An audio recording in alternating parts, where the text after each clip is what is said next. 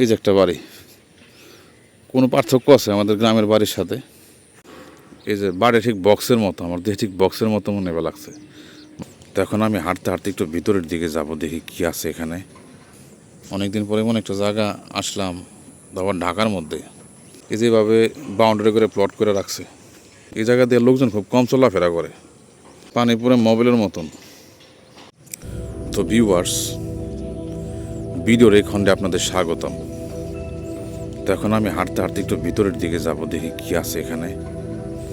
গ্রামের একটা ছোঁয়া পাইতেছে আমি এই জায়গায় এসে। অনেকদিন পরে এমন একটা জায়গা আসলাম, আবার ঢাকার মধ্যে, মানে গ্রামের একটা সম্পূর্ণ ছোঁয়া পাইতেছে এখানে। জোর জঙ্গল গাছগাছায় পরিপূর্ণ একটা জায়গা, কত সুন্দর তাই না? এই যে গাছটা, এই যে জঙ্গল গাছটা আমাদের গ্রামে অ্যাভেলেবেল আছে। মনে হইতেছে আমি আমার গ্রামেই আছি।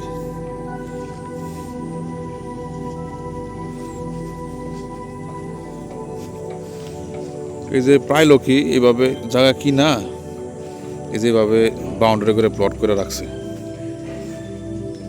এই জায়গা দিয়ে লোকজন খুব কম চলাফেরা করে, এই জন্য জঙ্গলে পরিপূর্ণ হয়ে গেছে। এই যে অনেকে এই যে শাকসবজি বুনে রাখছে, শাকসবজি বুনছে, যতটুকু পারছে যে যা মন চাইছে আর কি চাষাবাদ করে রাখছে আর কি। নির্দিষ্ট একটু সময় পরে আসে সেটা কিছু সংগ্রহ করার চেষ্টা করে। তবে এখানকার বেশিরভাগ জিনিসই চুরি হয়ে যায়, থাকে না। সেদিনকে একজনের লোক বললো যে তার জায়গা আছে, অনেক কিছু লাগাইছে, কিন্তু সে সব পুরোপুরি পায় না।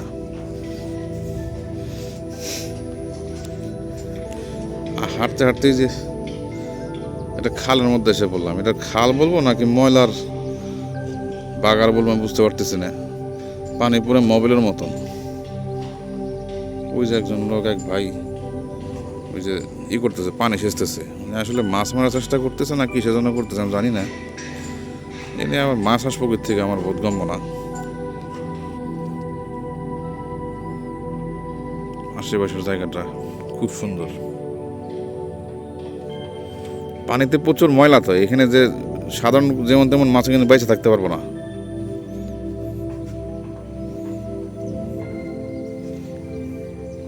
এই খালটা অনেক লম্বা না, অনেক দূর পর্যন্ত বিস্তৃত।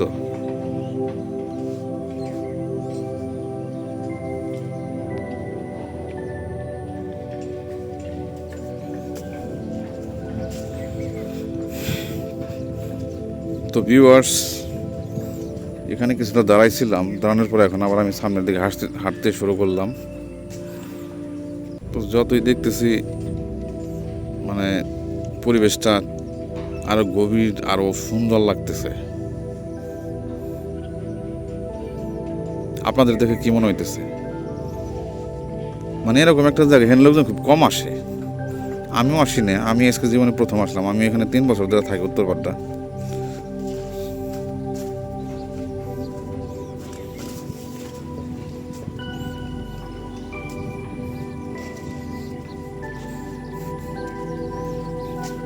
কলা গাছ লাগানোর কারণ মনে হয় একটা, ওই যে বললাম, মানে অস্থায়ী একটা গাছ হিসেবে লাগাইছে সাময়িকভাবে ফল পাওয়ার জন্য, ইনস্ট্যান্ট একটা ফলন পালনের জন্য এই কাজটা করছে মনে হয় লোকজন।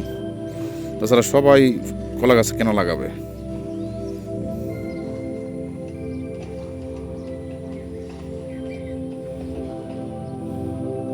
খালটা দেখে আমি কিছুটা আমার বাড়ির পাশের পদ্মা নদীর স্বাদ পাইতেছি, কারণ পানি তো, তাই না? পানি তো বিশাল, মানে একটু বড় সাইজেরই খাল, বাট আসলে আদৌ কি সেই পদ্মা নদীর সমতুল্য হবে এটা? এই যে কলা বাগানের পাশেই ছোট্ট একটা ঘর, আর এই যে ছোট্ট একটা বাড়ি আর কি, ছোট্ট একটা বাড়ি। বাউন্ডারিটা ঠিকঠাক মতনই করছে। এই যে বাড়ি ঠিক বক্সের মতো, আমার দেখে ঠিক বক্সের মতো মনে লাগছে। মানে একটা ঘর, সাথে একটা রাস্তা বাথরুম আছে, দেখতে পারতেছেন? খুব ছোট, খুব বেশি বড় না, মানে থাকতে পারে, মানে দেখা যাচ্ছে সে তার জরুরত পুরো করতে পারে এরকম আর কি। জাস্ট এর চেয়ে বেশি কিছু না, আমারই বেশি কিছু না। জায়গা কিনে রাখছে, হয়তো অনেকদিন পর আসে, কারো সারা শব্দ পাইতেছি না। তো এইদিকে আসলাম একটু।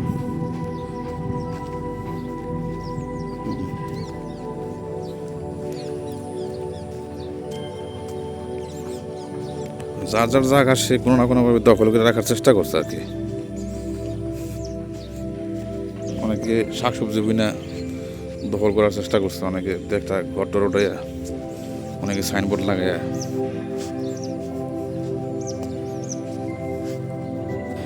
আমাদের পাশের গ্রাম ছিল একটা ঔরঙ্গাবাদ চারাখালী, ঢাকা জেলার দর থানার অন্তর্গত ঔরঙ্গাবাদ চারাখালী গ্রামের একটা অংশ ছিল, যেখানে ঠিক এরকম একটা জায়গা ছিল, মানে খালের পাশ দিয়ে এরকম ঠিক যে ভিউটা দেখতে পারতেছি ঠিক এরকমই ছিল আর কি। এই যে একটা বাড়ি, কোনো পার্থক্য আছে আমাদের গ্রামের বাড়ির সাথে? কোনো পার্থক্য নেই।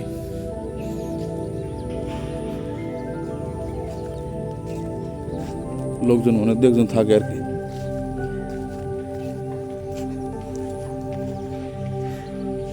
এদিক দিয়ে চলাচলের জায়গা আছে। এটাও একটা বাড়ি।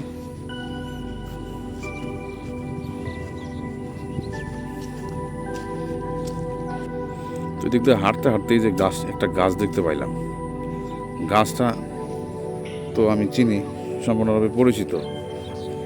দেখেন তো এই গাছটাকে চিনেন কিনা। এই গাছটার নাম হচ্ছে সিটকি গাছ। আমাদের এলাকার সিটকি গাছ বলে, সিটকি গাছ বলে এই গাছটাকে। আর এই যে গাছটা দেখতে পাচ্ছেন, এই গাছ ছিললে পরে এখান থেকে একটা কষ বেরোয়। এই কষটা দিয়ে না আমরা কি করতাম, বাবল বানাইতাম। মানে এই যে দুব্বা গাছ আছে না, দুব্বা গাছ গোল করে দিয়া বানায়, ওটার মধ্যে এই কষটা লাগে, ফু দিলে পরে বাবল ক্রিয়েট হইতো। শৈশবের একটা স্মৃতি মনে পড়ে গেল এই গাছটা দেখে। তারপর এই গাছ ঢাকার শহরে।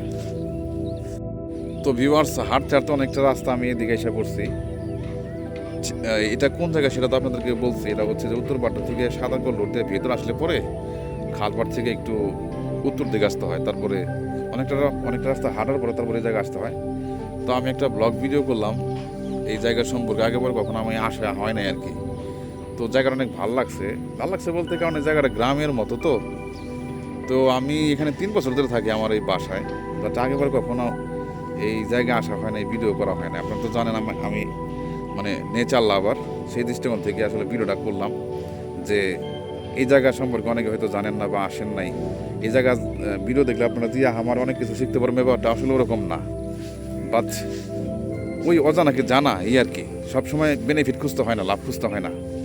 অজানাকে জানার মধ্যে একটা দেখা গেছে যে একটা ভালো লাগার অনুভূতি কাজ করে। ওই যে একটা কথা আছে না, নো জ্ঞান নো বিজ্ঞান, জাস্ট এন্টারটেনমেন্ট।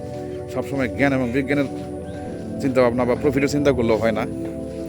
কিছু কিছু সময় ওই এন্টারটেনমেন্টের চিন্তা ভাবনা করে আমরা অনেক কিছু করি, আর তা না করলে সারাদিন মানুষ অযথা রিলস কেন দেখে, তাই না? তো ওই যে হাঁটতে হাঁটতে আবার একটা এগিয়ে যেতেছি। ভিডিওটা লং হয়ে গেছে আর কি, অলরেডি 5 মিনিট হয়ে গেছে। 5 মিনিটের উপরে সাধারণত আমি ভিডিও করি না, কারণ 5 মিনিটের উপরে আপনার ভিডিও দেখবেন না, কারণ অনেকের সময় নেই, আমারও সময় নেই, এত লং ভিডিও আমারও দেখতে মন চায় না। তো ভিউয়ার্স, ভালো থাকবেন, সুস্থ থাকবেন। এই ভিডিও থেকে আমি মোহাম্মদ জাকির হোসেন, আমি বিদায় নিতেছি। হ্যাঁ, ইনশাল্লাহ দেখা হবে আরেকটি ভিডিওতে।